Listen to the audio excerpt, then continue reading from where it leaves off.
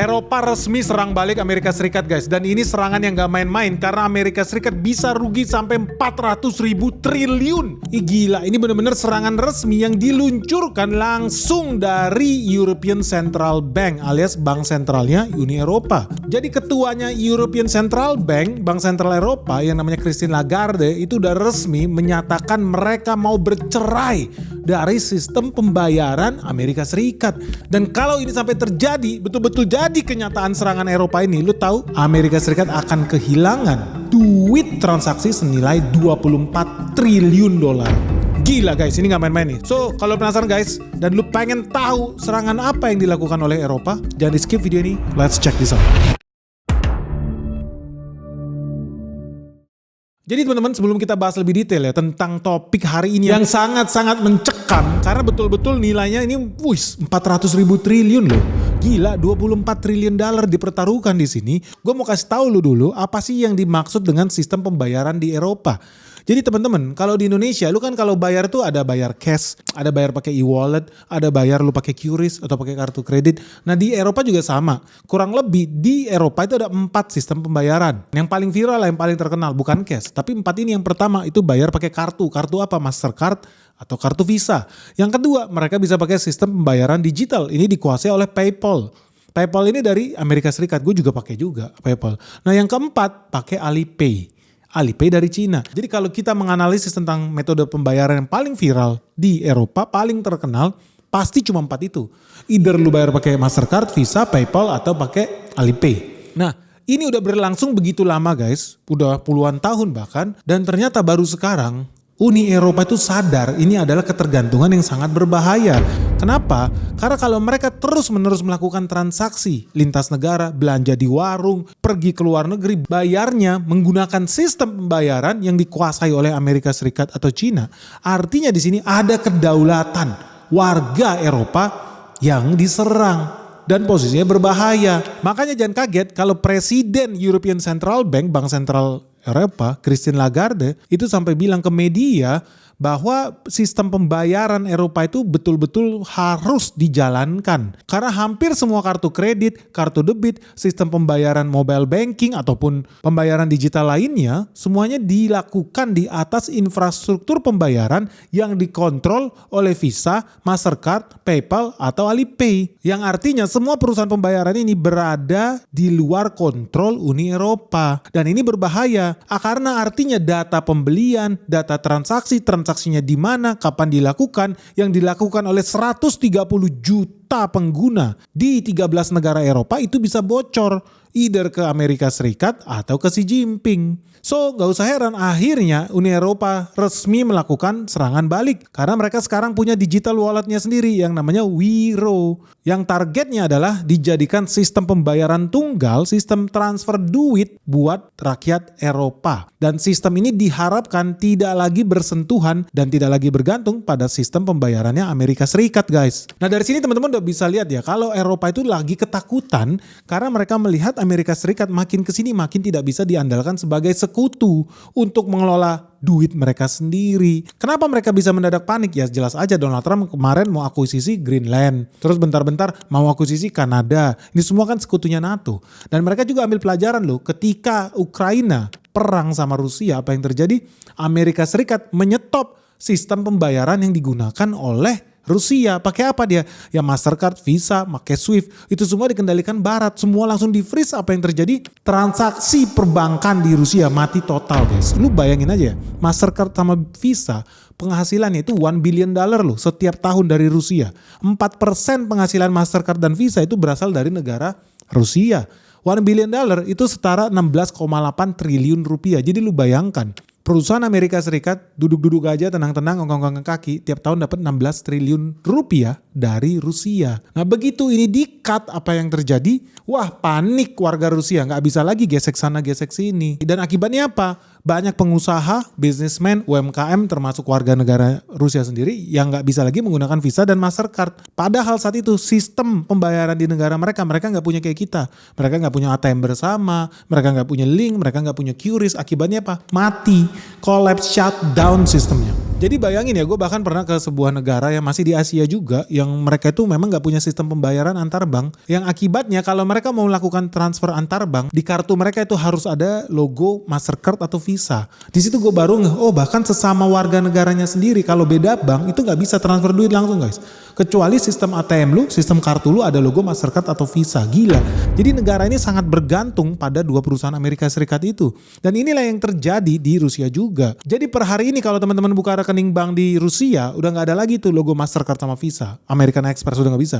Jadi mereka sekarang sampai nembeng sistem pembayaran punya Cina yang namanya Chinese Union Pay System. Alternatif kedua mereka pakai jaringan pembayaran punya Mir. Mir ini perusahaan teknologi digital payment punya Rusia sendiri. So mereka sekarang udah mau gak mau harus survive pakai teknologi Cina atau pakai teknologi mereka sendiri yang jujur aja nih masih agak dodol, masih agak lelet lah. Tapi teman-teman tahu gak sih kenapa sampai negara sebesar Rusia aja masih harus bergantung sama Mastercard atau Visa? Ini gampang ya. Indonesia itu sebetulnya negara kita itu sebesar Eropa loh. Dari Portugal, Jerman, Itali, Polandia itu kalau dikombin jadi satu ya itulah Indonesia sebesar itu. Jadi ada begitu banyak negara di Uni Eropa dan teman-teman bayangin kalau lu dari Bandung pergi ke Manado itu udah beda negara kalau di Eropa. Lu bayar masih bisa pakai kartu yang sama loh. Bank BCA di Jakarta bisa lu pakai juga BCA yang ada di Manado. Bank BRI yang ada di Jakarta lu bisa pakai juga di Manado. Tapi lu imagine kalau kita udah beda negara. Jadi lu bawa kartu Bank BRI lu pergi ke Vietnam belum tentu bisa dipakai. Sama juga lu pakai kartu Bank Vietnam, transaksi lu di Kamboja nggak bisa. Padahal sama-sama Asia Tenggara. Nah itulah gambaran yang terjadi di Uni Eropa. Karena di sana negaranya ada banyak guys. Dari Jerman, banknya sendiri, Polandia sistem pembayaran sendiri, Italia punya sistem pembayaran sendiri, undang-undang sendiri, undang-undang perbankan sendiri pun udah pasti beda-beda. Jadi nggak bisa diharapkan mereka bisa transaksi lintas negara dengan cepat, dengan smooth seperti kita. Akibatnya apa? Perbankan mereka sendiri itu enggan buat menciptakan sistemnya sendiri. Nggak bakal mau sinkron. Karena mereka bicara soal bagi-bagi duit. Kalau ada warga negara Jerman, pakai bank Jerman, Deutsche Bank, pergi ke Italia, transaksi di toko yang ada di Italia, ada fee di situ. Fee-nya masuk ke siapa? Ke bank Jerman kah? Atau ke bank Italia kah? Atau ke merchant yang ada di sana kah? Makin kompleks karena ada undang-undang sendiri, undang-undang negara Italia, undang-undang negara Jerman, undang-undang Uni Eropa sendiri. Kompleks. Akibatnya mereka jadi males ngembangin sistem karena masing-masing sombong, masing-masing merasa punya kedaulatan. Jadi jalan tengahnya apa? Karena negara di Uni Eropa ini ada banyak puluhan guys, sekitar 27 negara. Ini mengakibatkan mereka ujung-ujungnya ya menggunakan sistem yang dipercaya oleh seluruh planet bumi, sistem pembayaran yang diciptakan oleh Amerika Serikat yang namanya Mastercard sama Visa. Ya dibanding mereka ribet gontok-gontokan sendiri sesamanya, ya udahlah pakai Mastercard Visa. Jadi kalau orang Italia liburan ke London merasa aman. Bank gua, kartu gua pasti bisa dipakai di London. Karena apa? Ada logo Mastercard Visa. Begitupun orang Jerman pergi liburan ke Portugis. Sama juga. So akibatnya negara-negara di Eropa makin males ngembangin sistemnya. Karena udah sedemikian lama bergantung sama Amerika Serikat. Dan ini udah berlangsung selama lebih dari 20 tahun guys. Tapi akhirnya sekarang mereka sadar, orang Eropa akhirnya sadar juga. Mereka betul-betul menjadi budak teknologi Amerika Serikat. Bukan cuma search engine-nya dikuasai Google atau operating system-nya dikuasai oleh Microsoft atau Apple. Mereka sekarang sudah sampai di level kesadaran berbahaya kalau sistem pembayaran kita dikuasai oleh asing. Dan ketika mereka cek data transaksinya, ternyata rakyat Eropa yang menggunakan sistem pembayaran Amerika Serikat nilai transaksinya itu udah sampai 24 triliun dolar dalam 1 tahun. 24 triliun dolar guys. 24 triliun dolar itu setara 400 ribu triliun rupiah. Ngeri gak lo? 400 ribu triliun rupiah dikuasai, dikendalikan, dikontrol oleh negara di luar Eropa. Kan bahaya ini guys. Dan yang paling berbahaya lagi apa? Bukan cuma soal nilai transaksi, tapi datanya. Data tentang apa? Siapa lagi belanja apa? Data tentang di mana dia melakukan transaksi. Data tentang kapan dia melakukan transaksi. Apakah ketika Chinese New Year, apakah ketika Christmas, atau ketika gajian. Dan yang terakhir itu nilainya, value transaksinya berapa. Artinya data-data ini setiap kali digesek, pergi keluar dari jurisdiksi Uni Eropa. Karena data ini harus masuk dulu ke servernya Mastercard Visa di Amerika Serikat. Artinya di sini ada kebocoran kedaulatan data rakyat Eropa sendiri guys. Dan ini bahaya loh. Artinya gini, orang bisa ngeliat ada tentara tuh di Italia gajinya cuma segini, soalnya dia belanja bulanan cuma segini. Berarti kalau kita nyogok negara Italia, masuk aja dari tentara itu. Menteri itu pengeluarannya semua segini. Berarti paling gampang disogok menteri yang ini. Itu strategik loh guys. Bahkan mereka bisa tahu mana desa-desa yang miskin, yang gampang diprovokasi. Semua data finansial ketahuan. Bukan cuma itu, mereka tahu rakyat di desa ini, di kota ini belanja setiap tanggal 27. Pergi ke toko ini. Kalau tokonya kita beli, berarti kita bisa menguasai lumbung pangan Eropa. Ngeri nih guys. Makanya gak usah heran, pemerintah Eropa akhirnya sadar juga. Ini kebocoran data ini sangat bahaya. Belum lagi kebocoran 400 ribu triliun itu loh nilai transaksinya. Dan mereka berharap mereka bisa segera meninggalkan Visa, Mastercard, PayPal, bahkan Alipay yang punya Cina nih. Sehingga mereka buru-buru bikin sistem Euro maksudnya. Jadi euro yang dipakai oleh kita semua, rakyat Eropa. Good newsnya, udah ada nih konsorsium 16 bank besar di Eropa yang siap nih membangun sistem Euro di bulan Juli 2024 kemarin guys.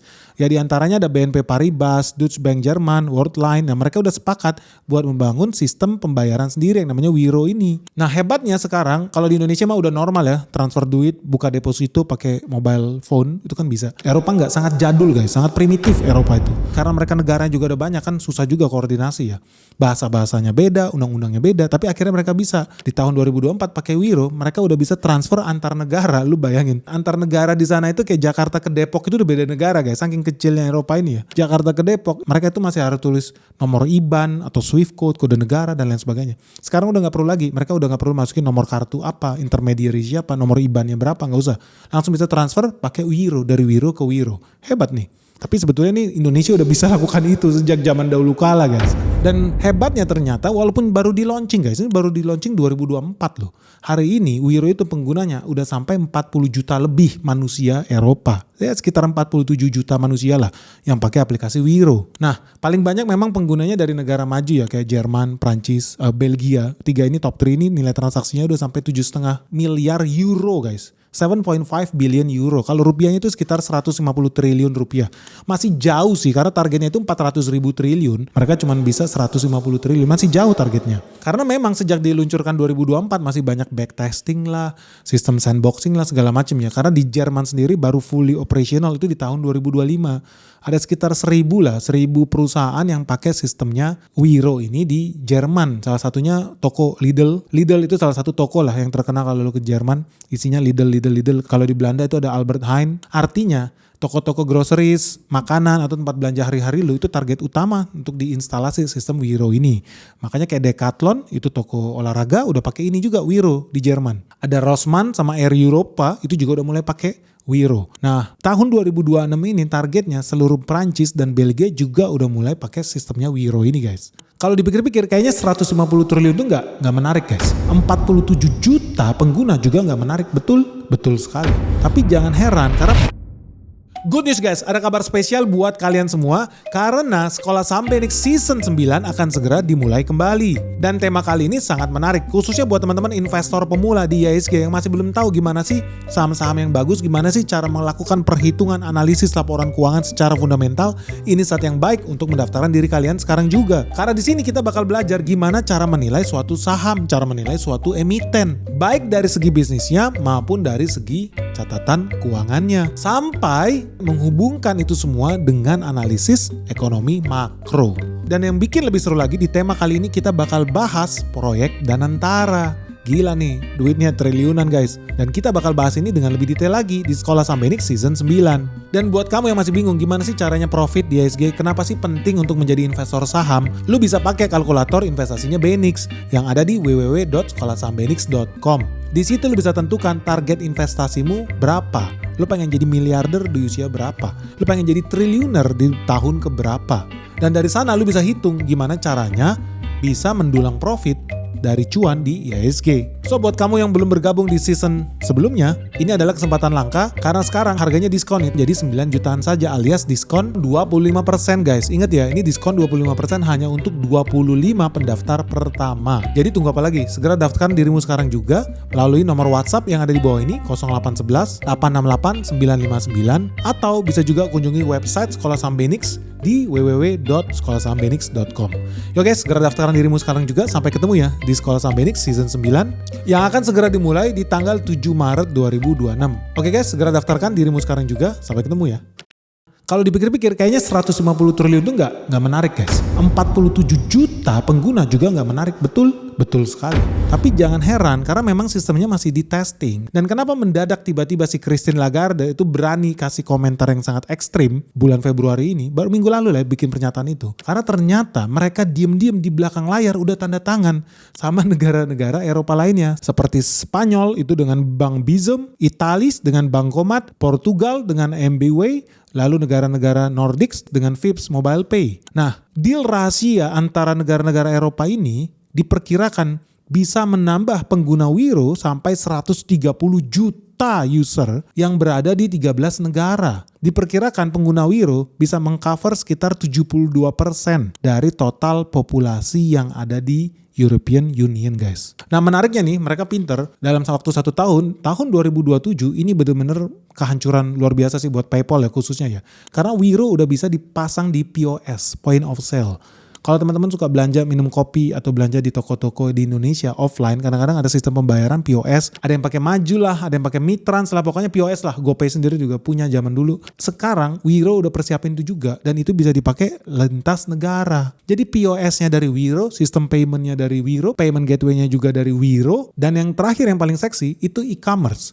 E-commerce sama peer-to-peer payment itu udah bisa juga pakai Wiro. Nah, kalau di Indonesia intinya dari Wiro ke Wiro bisa transfer duit, itu hal yang sangat jadul banget. Karena kita dari zaman dulu pun udah bisa transfer ya sesama pengguna GoPay atau dari Grab. Di Indonesia itu hal yang normal. Tapi buat orang Eropa yang selama ini tinggal di Goa, buat mereka ini suatu keajaiban dunia, guys. Karena teknologi payment mobile banking itu buat mereka itu sesuatu yang ajaib. Norak memang mereka ini, ketinggalan zaman. Karena apa? Mereka terlena menjadi budaknya Amerika Serikat. Dan gak heran juga karena Amerika Serikat memanfaatkan fragmentasi yang terjadi di Eropa. Jadi contoh zaman dulu ya, gue di Belanda. Gue tuh kalau bayar-bayar di Belanda, betaling itu namanya, pakai sistem namanya Ideal. Itu hanya bisa berlaku di Belanda, guys. Lu nyebrang dikit ke Belgia nggak laku, nggak kepake Ideal. Jadi hanya berlaku di dalam satu negara kecil. Jadi lu bayangkan GoPay cuma bisa dipakai di Jabodetabek. Begitu nyebrang ke Semarang, Jawa Tengah nggak bisa karena udah beda negara. Padahal cuma ngesot dikit tuh. Dari Semarang ngesot dikit ke Jogja udah nggak bisa juga. Karena katakan lu di Spanyol sistemnya pakai Bizum. Atau kalau lu ke Belgia pakai Payconic. Dan kalau di Jerman lu pakai Girocard. Jadi udah nggak nyambung lah nih, sistemnya beda-beda. Jadi memang sistem yang terlalu terdesentralisasi, apalagi negaranya ada segitu banyak, menjadi tidak efisien sistem pembayaran di Eropa, guys. Akibatnya ya kayak orang dari Belgia kalau belanja di Jerman mau nggak mau cuma bisa pakai Mastercard atau Visa. Sedih ya. Inilah namanya negara ya kalau penduduk itu terlalu overpriced sama sistem bankingnya sendiri yang sebetulnya udah ketinggalan zaman, guys. Cuman dari sini lu bisa lihat lah. Kalau nilai ini benar-benar bisa di catch up ya, mereka bisa ngejar nilai transaksinya Mastercard itu sampai 400.000 triliun bakal kembali nih ke pangkuannya Uni Eropa. Wah, udah pasti Mastercard sama Visa bakal makin nyungsep. Makanya lo gak usah heran Mastercard itu sampai hari ini ya, dalam year to date nih, sahamnya udah nyungsep 4,5%. Begitu juga dengan Visa. Year to date udah nyungsep hampir 5% juga. Dan yang paling parah, pembayaran digital paling terkenal di dunia yang namanya PayPal, year to date udah minus 30%, guys. Brutal nih, sadis nih. Uni Eropa sadis nih. Mendadak mereka nusuk Donald Trump dari belakang ya, karena mereka udah capek kali dibantai dari depan. Dari sini udah bisa lihat ya bahwa yang namanya sistem pembayaran, kita perlu swasembada pangan, kita perlu swasembada energi, tapi di Indonesia juga perlu kita punya kemerdekaan sistem pembayaran kita sendiri, perlu berdaulat. Dan memang keberuntungan kita karena Indonesia udah punya sendiri sistem kita yang namanya QRIS itu. Makanya lu jangan heran kalau Amerika Serikat sampai hari ini selalu bernyanyi, berisik supaya QRIS itu dimatikan. Apa yang mereka pengen? Mereka pengen Indonesia itu jadi budaknya Mastercard sama Visa. Bahkan mereka yang paling sebel ketika Indonesia bisa transfer antar bank. Dari Bank BRI ke Bank BCA, BCA ke Bank Mandiri. Mereka itu yang paling sebel. Mereka itu pengennya komunikasi antar bank ini harusnya pakai sistem gateway-nya Mastercard Visa juga biar kita makin bodoh. Tapi untungnya lah Indonesia cukup berani ya buat berdiri di atas kaki sendiri, punya sistem pembayaran sendiri. Yang nilai transaksinya juga udah cukup lumayan lah, sekitar 120-an triliun, guys. Nah, inilah kenapa menurut gue pribadi, gue sangat setuju kalau Indonesia makin cashless. Jangan pergi ke masa lalu era Flintstones, bayar pakai uang cash yang ujung-ujungnya apa? Kita malah melegalisasi dan menganjurkan orang buat cuci uang, buat tidak bayar pajak karena nggak bisa di tracking. Restoran-restoran tuh banyak nggak bayar pajak, omzet ratusan juta setiap hari, tapi nggak bayar pajak. Kenapa? Karena orang disuruh bayar cash. Tapi kalau semuanya udah pakai sistem perbankan, digital payment, semua ke-track. Nah, inilah pentingnya buat kita sebetulnya mempopulerkan sistem pembayaran cashless, guys. Nah, lu setuju nggak sih kalau Indonesia itu betul-betul go cashless? Cina itu udah go cashless. Sebenarnya tujuan mereka apa? Buat melawan peredaran uang palsu juga. Nah, kemarin Kemarin kan gue udah bilang kita harus bikin redenominasi. Kenapa? Supaya orang-orang punya duit koruptor itu keluar tuh dari bawah kasur tuh, ribuan triliun keluar. Dan yang kedua, selama ini kita inflasi itu juga karena banyak peredaran uang palsu. Jadi percuma pemerintah mau menahan inflasi, menahan peredaran uang, kalau pabrik-pabrik mesin palsu itu masih banyak guys, produksi duit-duit palsu. Ini cuma bisa kita lawan kalau kita go cashless dengan QRIS salah satunya. Dan teman-teman jangan salah lah. Lu tahu gak sih sebetulnya yang punya kepentingan buat memperbanyak peredaran uang palsu itu? Kenapa gak habis-habis pabrik-pabrik uang palsu itu? Kenapa Indonesia mata uangnya dihancurkan justru dengan adanya uang palsu ini? Sehingga jangan kaget, mata uang kita akan terus melemah terhadap rupiah. Tapi dengan cara yang tidak legal. Apa? Yaitu banjiri Indonesia dengan uang palsu sehingga terjadi inflasi di mana-mana. Nah kita harusnya bisa lawan inilah. Tapi kenapa ya kita nggak berani melakukan redenominasi? Atau yang kedua, kenapa kita nggak berani all out? Wajibkan semua transfer, semua jenis transaksi di atas 10 juta lah, nggak boleh cash, wajib transfer bank atau pakai QRIS. Kenapa kita nggak berani kayak India? Kalau nggak apa, makin banyak transaksi ilegal, makin banyak orang-orang hobi cuci uang, dan yang paling bahaya, makin banyak orang semangat cetak duit palsu. Jangan-jangan buat menjalankan agenda CIA menghancurkan mata uang Indonesia. Nah buat teman-teman gimana? Gue mau tanya dong sama teman-teman, kenapa ya di Indonesia masih banyak orang yang mendukung supaya toko-toko itu menerima duit cash? Kenapa banyak banget perlawanan Indonesia itu go cashless? Kenapa guys? Bahkan kemarin ada kasus toko roti aja yang bilang, oh kalau nggak mau transaksi QRIS, belanja toko sebelah aja. Sebenarnya kan haknya toko itu juga ya. Tapi malah yang dibully tokonya. Kalau gue sih pro loh sama tokonya. Kenapa? Karena gue sangat pro dengan Indonesia menjadi masyarakat yang cashless. Semua tercatat di sistem pembayaran digital. Nah kalau teman-teman gimana? Menurut lo kita harus dukung gak sih kalau Indonesia menjadi negara cashless? Buat mengurangi korupsi, buat mengurangi pencucian uang, buat mengurangi orang yang hobi nilai pajak, dan yang terakhir memberantas peredaran uang palsu. Lu setuju gak sih guys? Atau ya udah kita biarkan aja selama ini Indonesia tetap masih mengandalkan uang cash, peredaran uang palsu merajalela, korupsi merajalela, ya ujung-ujungnya lu bakal lihat harga-harga di Indonesia bakal terus-menerus naik terus. Tapi satu hal yang menarik nih soal Uni Eropa, bakal berhasil gak ya mereka melawan dominasi Visa dan Mastercard yang udah sedemikian rupa mendarah daging di Eropa? Menurut lu bakal sukses gak?